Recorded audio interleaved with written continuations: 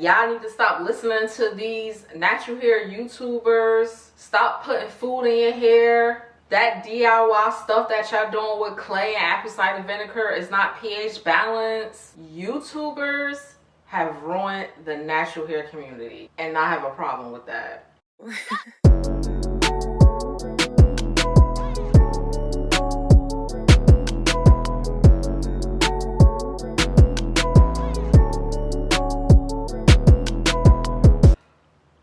I'm kind of nervous making this video because I know I'm about to get a lot of comments, but y'all gotta stay with me on this one. Y'all really have to watch the whole video to get an understanding of what I'm about to say. Hey everyone, welcome back to my channel. I am Nia. So before y'all go ahead and get in the comments and jump on me, please give me a chance to explain myself. When I say I have a problem with that, I'm referring to the fact that I have a problem with the statement itself that YouTubers ruin the natural hair community, or basically YouTubers is messing up the natural hair community. And per my experience from what I see online and social media, this statement is predominantly coming from licensed cosmetologists. Like, I make videos about natural hair. My hair is natural.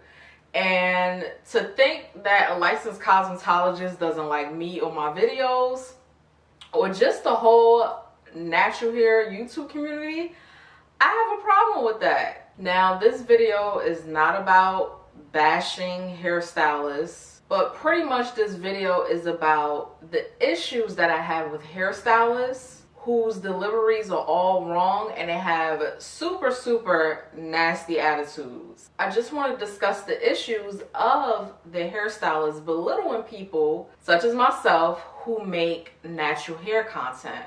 Hairstylists have issues with individuals who make videos about natural hair content all over social media. The reason why hairstylists have an issue with them is because they feel as though we're giving out misleading and wrong information. And I'm not saying that everything you see on social media is true either. I even tell people when they're watching my videos, don't just take my word for saying something.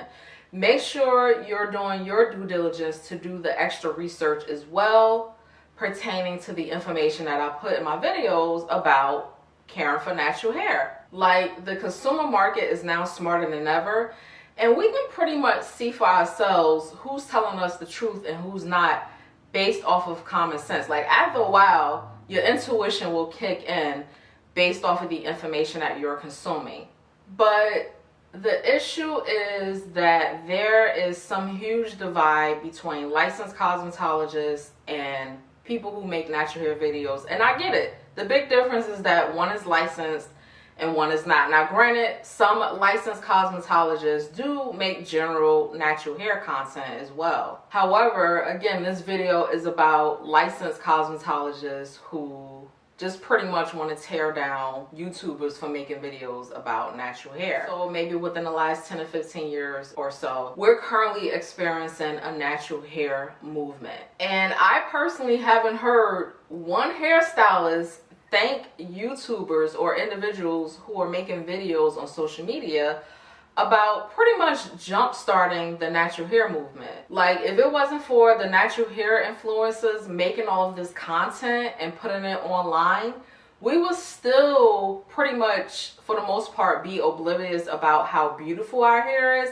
and the fact that our hair can grow, period. And the reason why natural hair content has become so popular online and social media is because the people who are making the videos are very relatable and the content is free. Usually when people go to hairstylists, they're usually telling others about a hair horror story, or that they spent hundreds of dollars on a hairstyle that they can pretty much have done for themselves at home. Hairstylists are also upset over the fact that people who make natural hair content are advising people to either use certain natural products like clays or oils and certain food products to put in their hair. And the interesting part is hairstylists weren't sitting down taking time out of their day to make videos about natural hair content within pretty much the last 5 to 10 years. Obviously, they're working at a salon or they own their own business, so pretty much making content like this was, I feel, in my opinion, was beneath them. I remember watching a TV show called LA Hair. If you guys know what show I'm referring to, let me know in the comments below. But one of the hairstylists that worked in the hair salon, black-owned hair salon, and this is nothing against the owner of the hair salon, but he was pretty much like, y'all need to stop watching those people on YouTube tell y'all how to do y'all hair and come get y'all hair done by a professional. So that was a lot of shade within itself. But I just feel like the fact that a hairstylist is telling you that in order for you to be properly educated about your hair, or in order for your hair to thrive and grow, you need to come see me on a regular basis. Now the hairstylist to me is creating a false sense of trust, because I'm like, there's more than one way to do something.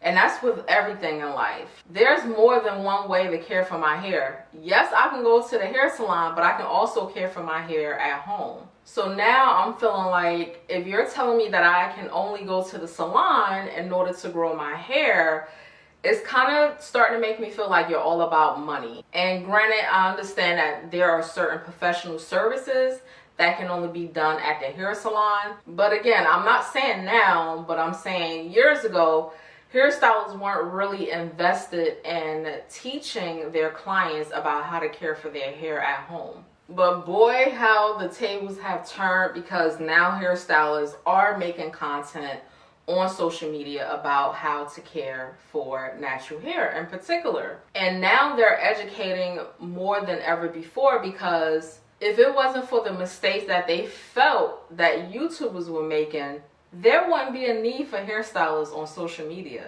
I just feel like hairstylists need to give credit where it's due. Like me personally, if I was a hairstylist and I was just so caught up in my business, you know, I see this natural hair movement going on social media, but I'm too busy to really make any content until I kind of figure out, you know, what works best for me and my schedule.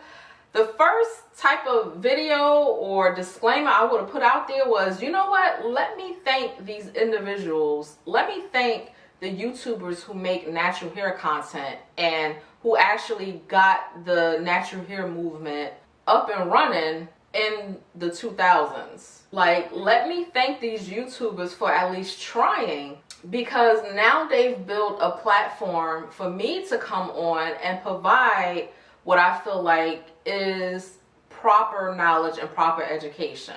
Just as simple as that. And or enhance, meaning enhance what the YouTubers have been doing already on social media. There's no need to belittle or bash YouTubers. This is me talking to a hairstylist right now, like, thank us for making this type of content, because people who don't look like us are not going to educate us about our own hair. Like, for example, in cosmetology school, if I'm not mistaken, I don't know if this has changed, but I highly doubt it. But in cosmetology school, they don't even teach and train about Afro hair. You get a license, and then you go through secondary trial and error training about how to care for black natural hair. There's a freaking law that was just passed recently to prevent people from being discriminated for wearing Afro hair in the corporate setting, for crying out loud. So why would people who don't look like us put knowledge in the cosmetology textbooks about Afro textured hair? There's just too much division as it is already, especially black hairstylists. I feel like they need to start collaborating with black men and women who make content about natural hair, because if we collaborate, we can go further, and it will get us further in life as opposed to competing against each other. I'm going to give y'all a perfect example of someone who has benefited from doing her own hair at home and only seeing a hairstylist for professional trim. Me. And I'm only using myself as an example because I can only speak for myself. But no hairstylist, like, really hear me out, no hairstylist has taught me about how to care for my natural hair. No hairstylist has ever said to me like, hey, if you go back to having natural hair, your hair will be much healthier. My hair used to be thin. It used to always break off a lot because of relaxers and using excessive heat. And I was not educated by a hairstylist on how to properly care for my hair. If anything, when I went to the hair salon, they was pretty much doing the same thing I was doing at home, but making my hair pretty much look a little bit more neater in a specific style or something like that. I found all of what I needed and what felt like common sense about natural hair on social media and YouTube, obviously. So seriously, hairstylists, the way you deliver information makes a huge difference. But making videos or making statements online that y'all need to stop listening to these natural hair YouTubers, stop putting food in your hair, that DIY stuff that y'all doing with clay and apple cider vinegar is not pH balanced. You're getting all the wrong information from YouTube. Like, this is my message to licensed cosmetologists who want to educate about natural hair.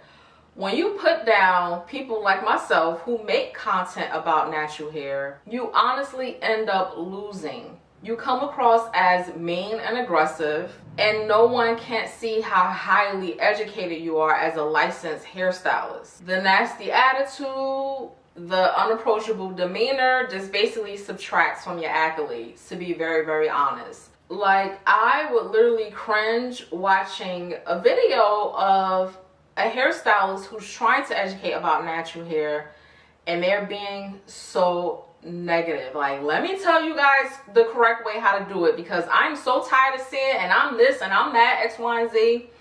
I watched a recent video on the Mielle Beauty channel. You guys may be familiar with Mielle, like the Mielle hair product line or whatever. And she is a brown woman who created her own hair care line, like her own hair care products. She made a video about the importance of getting your ends trimmed. I don't know if she's a licensed cosmetologist or not, but she literally had a professional come on and be a part of the video to educate about the importance of trimming your hair. And while she was educating, she was also trimming Mielle's hair as well. So I thought that was phenomenal, and that was like a great way to collaborate. Like, that really, really needs to be the solution, again, in an environment or in a country period where we're so divided. Collaboration is the best way to really, really help the natural hair community thrive. Because at the end of the day, people who don't look like us, like a lot of these companies who are making hair products, they're actually listening to the natural hair community on social media, and all of the things that the hairstylists are stating, you know, stop listening to these YouTubers and putting it in your hair, all of this food and these clays and all these natural remedies and stuff like that, stop putting it in your hair. These major corporations, they're listening to us and they're formulating it properly, hopefully, and they're putting it into these hair products and selling it to us. So it's like they're subliminally kind of collaborating with us, if you will. I don't know if collaboration is the right term, but they're listening to us and putting these things in hair products to try to formulate it better, as opposed to hairstylists just belittling us. So it's just a lot that's going on. Hopefully what I said in this video makes sense. I don't believe that YouTubers destroy the natural hair community. If anything, again, not me per se, because I just started recently making videos within the last 5 to 6 years, but the real pioneers who really put themselves out there and made content on social media really pretty much like started the natural hair movement again, because this is not the first time we had a natural hair movement. But they pretty much help everyone believe, like, even if the content wasn't correct, it was a little bit all over the place, or it may have been wrong, they still got people interested and wanting to care for their natural hair. Let me know what you guys think about this topic overall. I would definitely like to chat with you guys in the comments. Do you feel that hairstylists are right with what they're doing, or that they should start collaborating with us and at least giving us our props. Like, come on, like, for real, just give us our props. Like, this issue really needed to be addressed, because I felt like, and I could be wrong, but I just felt like it wasn't a video out about this, you know, a video about taking up for the pioneers in the natural hair community who made content about natural hair, as well as the people who followed in their footsteps and made content about it as well. I just felt like it wasn't a video taken up for them. Whereas on the contrary, you pay a hairstylist, you have to go deal with their nasty attitude sometimes, or they're late, or they want to do things their way, and then they end up doing something to your hair that you didn't want them to do, and then you go home and you're like traumatized, right? All right, y'all, so that concludes today's video. Don't forget to give this video a big thumbs up if you enjoyed today's content. Go ahead and hit that subscribe button, and I will see you all next time. Bye.